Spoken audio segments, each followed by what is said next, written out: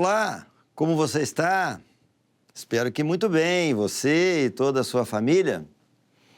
Na aula de hoje, nós vamos apresentar um aspecto um pouquinho diferente. Nós vamos entrevistar, que já estão conosco aqui no estúdio, uma veterinária, doutora Thalita, e também uma tutora e cuidadora de animais, a senhora Paulette. Ambas irão nos falar, nos informar a respeito da interferência dos pets no orçamento familiar. Fique conosco e teremos essas informações. Pois é, então nós estamos aqui dando continuidade ao episódio Despesas Controláveis do Orçamento Familiar.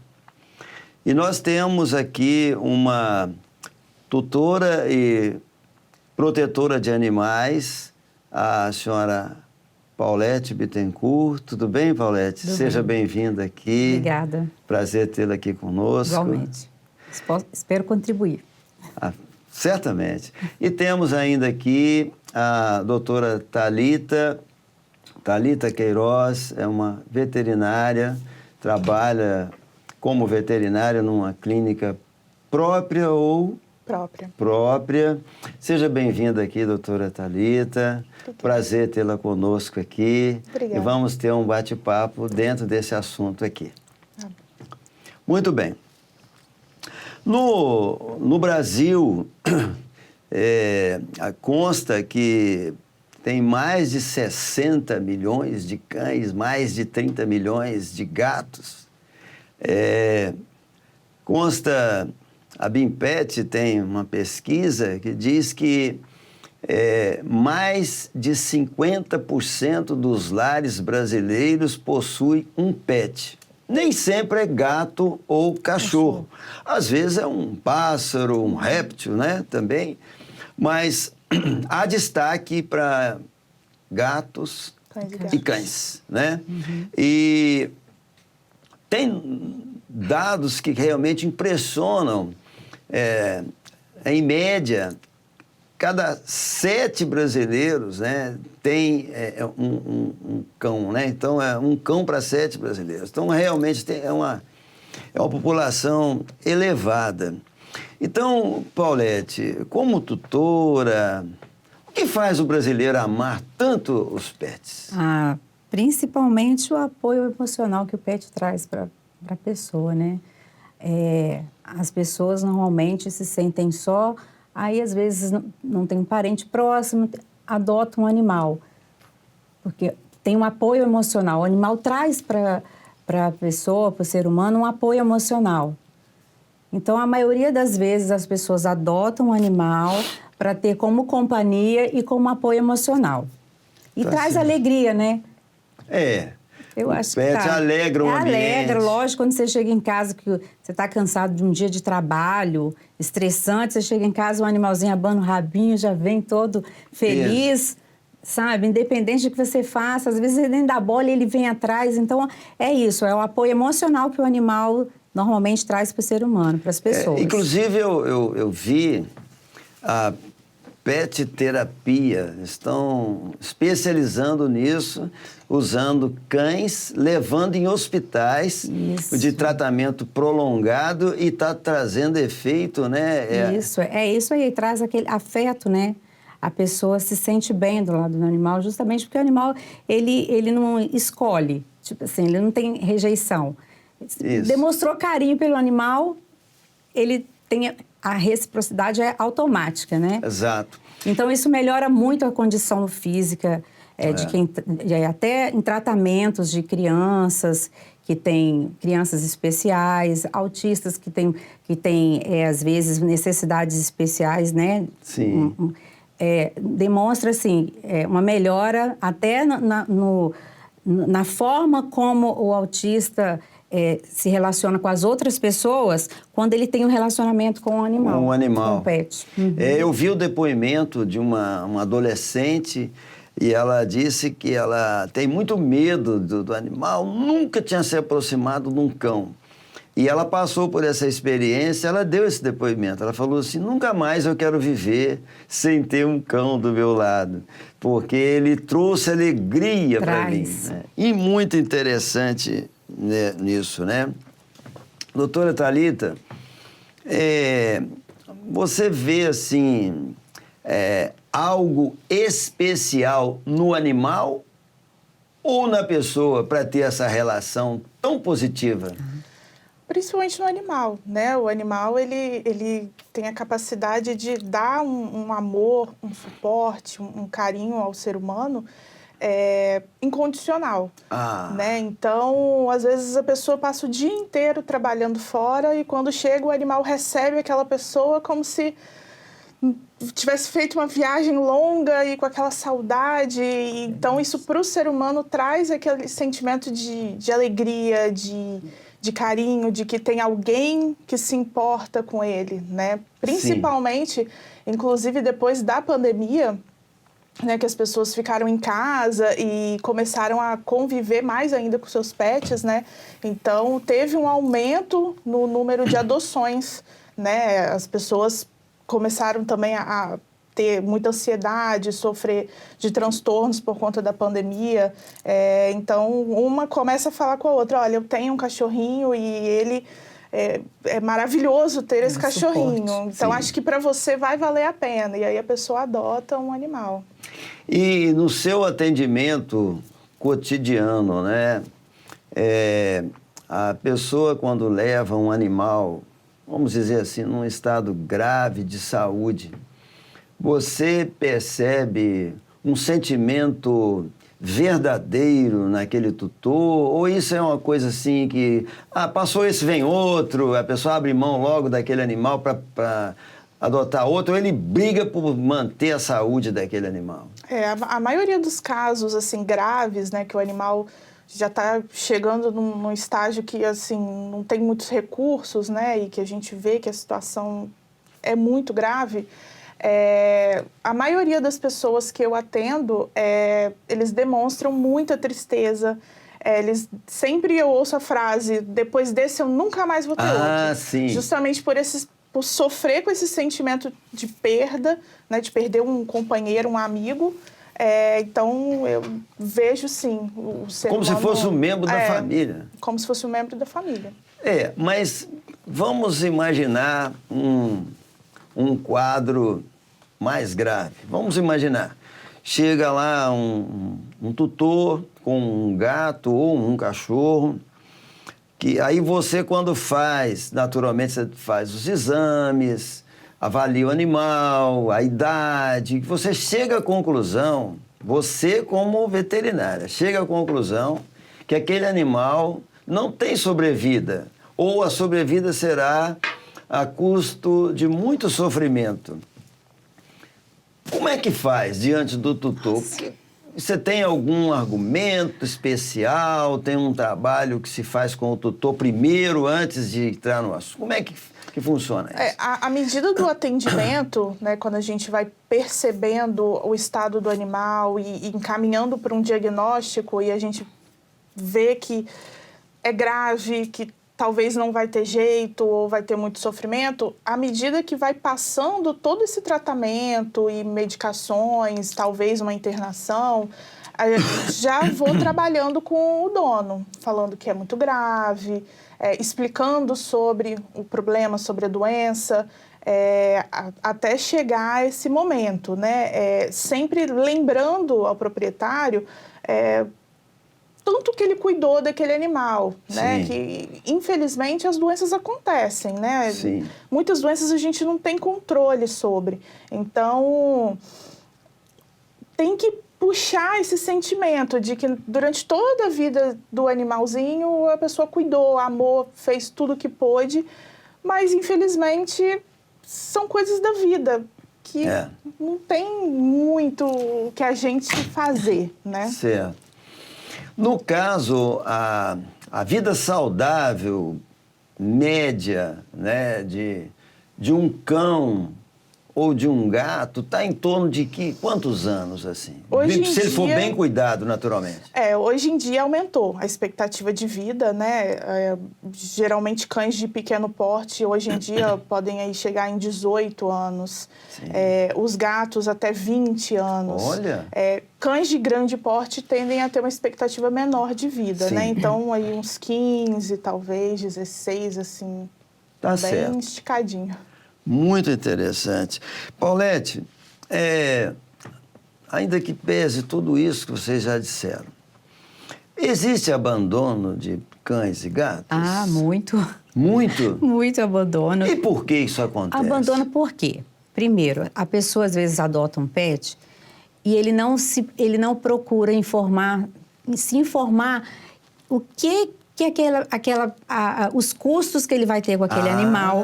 Para manter. As responsabilidades que o animal exige de cuidado, né? Que eu digo, por exemplo, um cachorro, um cão de grande porte, até de pequeno porte, ele exige, se você mora em apartamento, você tem que ter espaço para o animal. O animal precisa de espaço. Então, você tem que sair com o animal, ter aquele tempo de cuidado com o animal, né? Sim. Então, muita gente hoje nessa vida corrida, às vezes, não tem esse tempo. E também levando em consideração os custos que o animal traz, né? Porque você tem que ter veterinário, tem a alimentação adequada, né?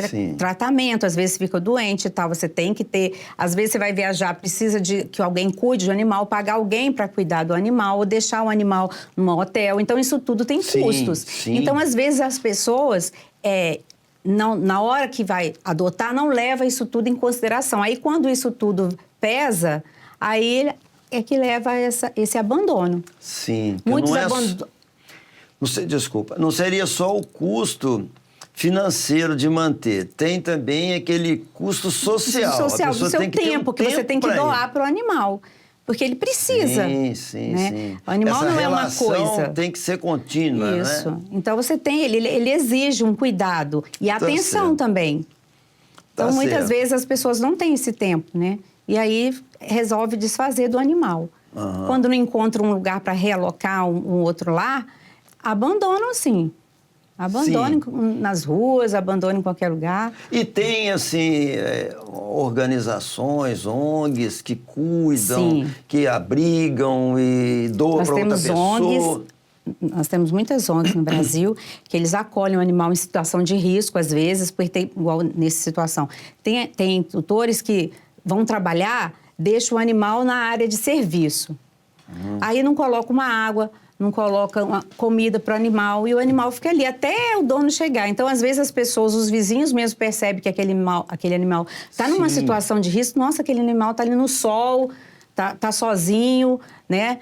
E denunciam a pessoa, né? Certo. Então, é situação de maus tratos. Então, esses animais que em situação de risco, assim, ou largados na rua, tem ONGs que resgatam, que trata o animal, às vezes o animal está doente, tem gente que larga o animal porque ele está doente, ele não quer gastar, não tem, às vezes nem não queira, não tem como gastar com aquele animal, então abandonam naquela esperando, alguém vai adotar, alguém vai achar e vai cuidar dele. Sabe, às vezes as pessoas não abandonam porque não querem um animal, não gosto mais, não quero mais, mas é porque às vezes não tem condições mesmo, aí espera que alguém possa acolher. Cuidar melhor. Até por amor, sabia que tem até abandono por amor, porque a pessoa não tem condições, ela abandona. Esperando que alguém possa acolhê-lo. E aí tem as ONGs, né? E os protetores. As ONGs, elas normalmente acolhem aquele animal em situação de risco, ou alguém leva, encontrei esse animal na rua, eu não tenho como ficar.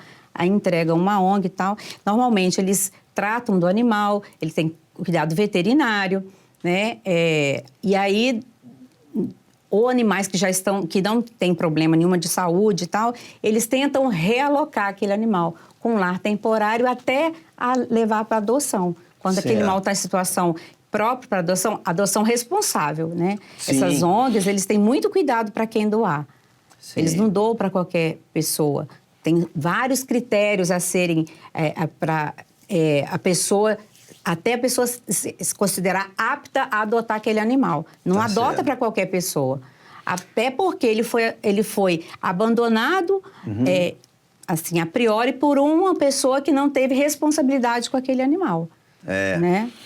Bem, pelo que me consta, pelo que eu já fiquei sabendo, você defende qualquer tipo de animal. Ah, sim. Qualquer animal. Se tiver Qualquer maltrato, um. você entra na briga Nossa, e entra para vencer, né? Aham. Mas eu tenho uma pergunta muito pessoal. Eu já sei que o seu ponto fraco é o gato. Sim. É o gato. Então a pergunta é essa. Vamos imaginar que você passou e viu um gatinho debilitado. Você já me falou, você separa o que estiver fazendo, atrasa o que tiver que atrasar, mas para e vai lá ver, leva esse gato. Leva lá para a doutora Thalita, para cuidar e tal, tal. Leva para sua casa. E depois, você doa facilmente esse gato ou vai acabar ficando com ele? Sabe o que acontece? Eu nunca passei essa situação de pegar um animal, levar para tratar e depois realocar. Nunca? Ficou com ele? Fico com Aí eles. vai aumentando a população. Mas aí eu tenho um ponto de vista que eu acho que todo tutor deve ter e todo protetor. Eu pego o animal em situação de risco ou que eu encontro na rua, primeira coisa, busco um veterinário. Sim. E o meu suporte é a doutora Thalita. Ah, sim. Eu falei que eu não sei o que seria de mim, dos meus animais, se não fosse o cuidado dela. Criou uma relação. Eu criei uma... O veterinário é para o tutor, igual aquele médico de família. Ah, sim. Aquele médico que você tem confiança. Sim, Tudo você sim. procura ele. Sim. Você tem confiança. É a mesma coisa. A gente tem que ter essa Entendi. relação de confiança. Orienta. Que orienta. Às vezes Telefona 2h da manhã. Sim. É isso, assim. Outro dia eu parei no Entendi. carro, na casa da minha sogra, deixei... Quando eu saí, tinha um animal embaixo do carro com esporotricose, que é uma doença grave. Sim. E eu vi que ele estava bem debilitado, eu não tinha como pegar, liguei para ela. Doutora Thalita, por favor, me socorre. Tem um animal assim, assim, assim. Ela, eu tô sozinha aqui Era na um clínica. gato. Era um gato. Ele, além de estar com esporotricose, ele estava com a mandíbula quebrada. Indicando que alguém, além de ter abandonado, parece ter maltratado, né? E eu não tive... Aí ela foi me ajudar. Sim. Eu liguei para um órgão que a gente tem, né? Que normalmente resgata animais assim. Sim. Eles, não tem como pegar, a equipe está em outro lugar, não sei o quê. Não... Tem que esperar, tem que agendar. Como que você vai agendar um animal que, né, para resgatar um animal que estava ali naquela situação, naquele momento?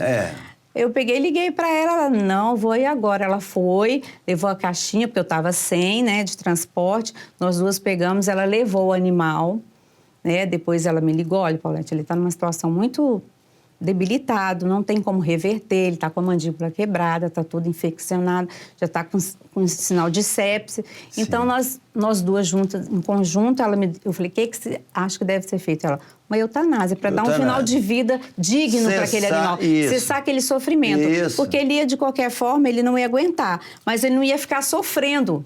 Tá certo. Então eu falei, tá bom, seja feito o que você achar melhor. E é assim. Muito bem. Doutora Thalita, ela falou o nome de uma doença, esporotricose. Que é essa doença? Como é que isso manifesta no animal? Gato, cachorro, gente, tudo é susceptível a essa doença? A esporotricose é uma doença fúngica, né? É um fungo que atinge principalmente a pele, né? O primeiro sinal que a gente vê é a pele com lesões, né? A gente chama de lesões ulcerativas, né? São lesões bem feias. E ela pode atingir qualquer um, né? O mais comum é que a gente vê em gatos, mas ela é uma zoonose, então ela também pode pegar no ser humano. Pode pegar no ser humano. E o tratamento para o ser humano, no caso, é um tratamento de risco? É um tratamento pesado. Contínuo e bem prolongado. Tá certo. O animal também. Doutora Thalita, nós estamos num programa de orçamento familiar. Pelo que eu já ouvi aqui, um animal ele vai fazer parte da família, então ele tem que entrar no orçamento. E ele não gera receita, né? Ele só gera despesa, né? É muito alta a despesa, doutora, para manter um animal assim, com a ração adequada, no veterinário. Quais os hábitos que um tutor deve ter para manter um animal com saúde, em termos de cuidados veterinários? O orçamento, assim, ele vai incluir uma média aí, acredito, de cães. Tem uma diferença para gatos, né? O cão, ele tende a gastar um pouco mais. Um pouco mais. Do que o gato, até por conta de banho, tosa, que geralmente o gato não faz. Não tem. Né? Alguns casos fazem, mas a maioria são os cães, né? Então, pode girar aí no mínimo uns R$200, passando de 300, depende do porte também do animal. Isso, o gato ou o cão? O cão. O cão, dependendo também do porte, Sim. né? Porque Quanto maior o cão, maior é o gasto? Com certeza, né? Principalmente por conta da alimentação, né? Ele vai comer mais, né? Então, tende a aumentar, né? E aí também vai depender da idade do animal, né? Se o tutor, ele vai dar uma alimentação, uma ração geral ou uma ração específica. Se o animal tiver uma comorbidade, uma doença, aí também vai ter um gasto a mais, né? Ainda mais se ele tiver que tomar medicações contínuas toda semana, todo dia. Então, vai depender muito da situação do animal, né? Certo. Mas uma média aí de no mínimo uns R$200, pode passar até de 400, 500. Dependendo do cão, no caso. Isso. O gato é menos, né? Gasta menos. Tende a gastar menos. E quais são os procedimentos que o tutor deve ter? Procedimento regular em relação ao veterinário, à clínica veterinária. Qual a primeira coisa? Eu quero ter um animal, nunca tive, quero ter hoje. O que eu devo fazer? Como é que eu busco essa orientação? Se eu for lá na clínica, a senhora ou qualquer outro veterinário vai me orientar? Não, você tem que fazer assim, assim, assim. Quais são esses procedimentos mais comuns, razoáveis, para você ter um animal com uma vida bem cuidada? Aquele tutor, né, que quer ter um animal, ainda não tem um animal, ele pode procurar o veterinário para procurar informações acerca de raça, de personalidade, né? Cada raça tem uma personalidade, algumas doenças mais comuns de aparecerem, né, nessas raças específicas. Então, cada raça traz consigo uma fragilidade e uma resistência. Tem uma sensibilidade a determinadas doenças. E uma resistência... Sim, entendi. Então, ele pode procurar o veterinário para isso, né? Mas ele tem que se atentar ao que ele consegue arcar. Tanto em questão financeira, quanto em questão de afeto, né? Se você é uma pessoa que trabalha o dia inteiro e não tem como dar muita atenção ao seu animal, então tende a não adotar ou comprar, enfim, raças muito agitadas, né? Animais que precisam passear, às vezes, até mais de 3 vezes ao dia para ficarem menos estressados. Então, tem essas orientações também, né? A pessoa, ela tem que entender o estilo de vida dela, se ela quer incorporar um animal nesse estilo de vida. Tá certo. E eu ouço muito sobre vacinas. Todo animal precisa ser vacinado? O cão e o gato, ele precisa, né? Hoje em dia, da raiva, todo ano ele tem que tomar uma dose, né? Obrigatória, vacina da raiva. A da raiva? A da raiva. Obrigatória? É obrigatória. Cão e gato? Cão e gato. Cão e gato. E a gente trabalha principalmente também a polivalente, né? Que a gente chama, tanto para cão e para gato. Apesar de serem doenças diferentes em cão e gato, a gente chama de polivalente essa vacina, né? Que tem o seu protocolo específico quando filhote e depois de adulto, todo ano reforça uma dose, né, no seu animalzinho. Tá certo. Tá, muito bem. E no caso, um outro aspecto, não sei se o termo exato seria a castração. Traz benefício? A castração traz benefícios, tanto de controle populacional, né? Não falando só de animais em casa, né? Os animais de companhia, né? Mas também animais de rua, né? Então, a gente tem que ter um controle populacional, levando em consideração que o cão e o gato, né? A cadela e a gata, elas tendem a ter crias grandes, né? Então... cada cruza, você vai gerar mais 5, 7 Sim. animais, né? Então, traz essa melhora também de qualidade de vida, né, no animal, por conta de algumas doenças que podem vir da cruza ou vir do próprio sistema, né, reprodutor do animal. Então, tem muitas vantagens a castração. Eu vivi uma experiência com um cão. Eu gosto muito de cães e de gatos. Eu gosto dos dois. Diz que os dois não combinam, mas eu Combina gosto... sim. Combina sim, né? Combina sim. Eu também acho, porque eu tenho os dois, né? Eu também. Uma vez eu sofri muito com a perda de um cão que eu tinha. Ele morreu precocemente, morreu com 7 anos e foi de câncer. E um veterinário me disse, depois que eu não tinha essa informação, que se ele tivesse sido castrado, a possibilidade daquele tipo de câncer que deu nele, né, era quase zero. Pode me explicar sobre isso? Vou aproveitar essa oportunidade aqui.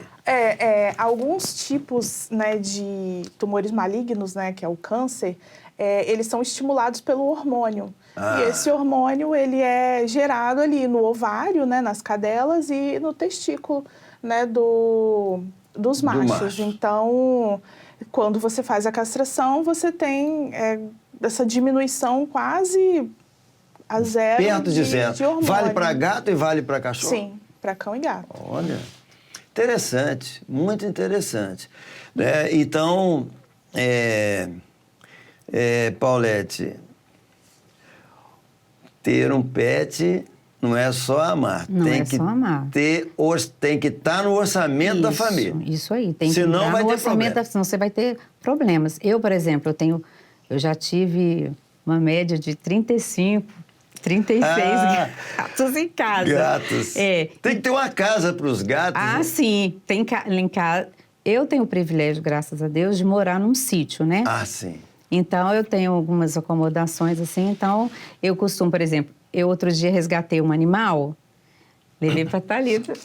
Doutora Thalita, primeira coisa que eu faço, que você acabou de falar, que é muito importante para quem é tutor e protetor, o que quer ser, é a castração. A castração. Porque além de diminuir a população, o índice populacional de pets, né, também diminui muito a condição de adquirir doenças, né? Igual a Thalita explicou aí.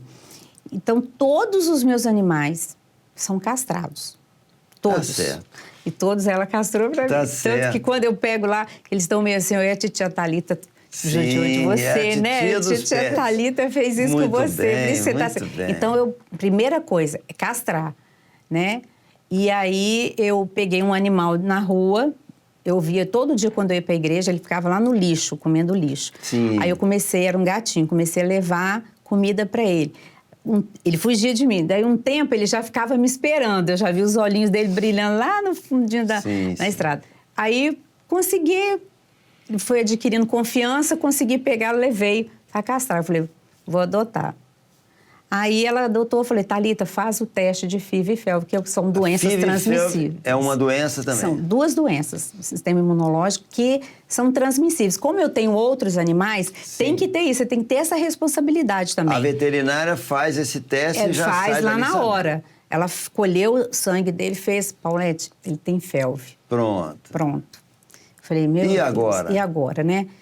Aí eu falei, uma pessoa falou assim, larga lá onde você pegou. De jeito nenhum vou fazer isso. Peguei e falei, vou levar para casa. Ele fica isolado dos outros, porque é um risco para os outros. Com certeza, está em eles a convivência, porque, por exemplo, a FeLV, ela pega no contato, tipo assim, se eles comerem no mesma vasilha, beberem água, eles pegam, porque é um vírus. Tá certo. Né? Então, vai pegar e os outros vão contaminar. E é uma doença, assim, que se a imunidade do animal diminuir, outras doenças... Pode afetar. Oportunistas afetam. Então, às vezes, a condição do animal fica bem difícil de ser revertida. Tá certo. Então, a gente Bem evita entendi. isso. Né? Tá então, certo. eu faço... Então, sempre ela foi... isolar dos outros. Então, a gente tem que ter esse cuidado também. Não está certo. O tutor precisa estar sempre ligado ao veterinário. É uma relação, muito assim, bom. Bem, muito nós importante. estamos chegando aqui ao final do programa. Doutora Thalita, 1 minuto para encerrar.